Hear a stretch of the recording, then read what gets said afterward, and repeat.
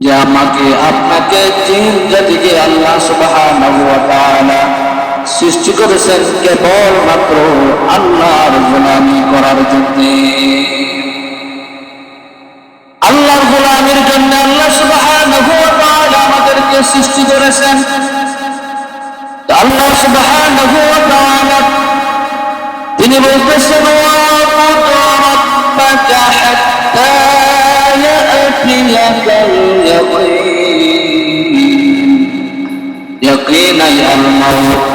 আল্লাহ সুবহানাহু ওয়া তাআলা তিনি বলতেছেন তুমি তোমার রবের ইবাদত করো ইয়াকিনাই আল মাউত, মৃত্যুর পর্যন্ত তুমি তোমার রবের ইবাদত করবে। এটা আল্লাহ তাআলার নির্দেশ, এটা আল্লাহ তাআলার ফয়সালা।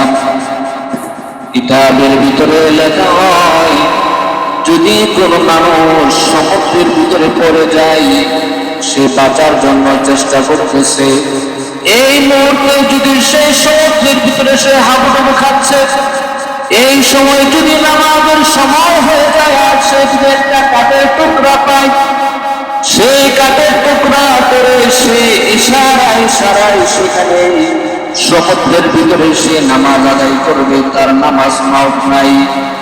তার ভিতরে জীবন থাকা অবস্থায় তার নামাজ মাউত হবে না। অর্থাৎ মৃত্যুর আগ পর্যন্ত গোলামি করতে হবে কেবলমাত্র এক আল্লাহ সুবহানাহু ওয়া তাআলা। আল্লাহর গোলামি করতে হবে, ইবাদত মাফ নাই। তো এই যে আমরা রমজান মাস শেষ হয়ে গেছে, রমজান মাসে আমরা ইবাদত বন্দেগী করেছি। রমজান মাস শেষ হওয়ার পর আবার আমাদের মাঝে আসলো জিলহজ মাস।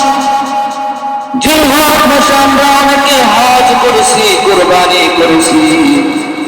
জিলহজ মাসে আমরা অনেকে নফল রোজাও রেখেছি, নফল ইবাদত বন্দেগী করেছি।